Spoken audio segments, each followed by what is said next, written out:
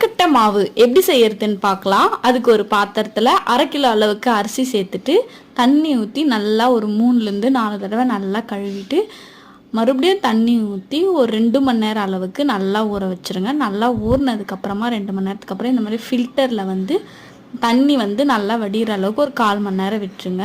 அதுக்கப்புறமா மிக்சர் ஜாரில் மாற்றி நல்லா அரைச்சதுக்கப்புறமா இந்த மாதிரி ஜலிச்சுக்கோங்க.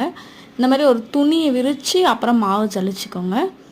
இதை நல்லா மூடிட்டு இட்லி பாத்திரத்தில் வச்சுருங்க. வச்சு ஒரு 1/4 மணி நேரம் அளவுக்கு ஹை ஃப்ளேமில் வச்சு வேகட்டும். இது வெந்துச்சான்னு எப்படி செக் பண்ணுறதுன்னு பார்த்தீங்கன்னா, இந்த மாதிரி மாவு வந்து 1/4 மணி நேரத்துக்கு அப்புறம் உருட்டி பார்த்திங்கன்னா ரவுண்டாக உருண்டு வரும். அப்புறம் ஒரு தட்டில் மாற்றிட்டு இதனுடைய கட்டி எல்லாத்தையுமே வந்து உடச்சி விட்டுருங்க. அடுத்த வீடியோவில் கொழுக்கட்டை எப்படி செய்கிறது, கொழுக்கட்டை மாவு எப்படி ஸ்டோர் பண்ணுறதுன்னு பார்க்கலாம். சூப்பராக இருக்கும். ட்ரை பண்ணி பாருங்கள். என்ஜாய்.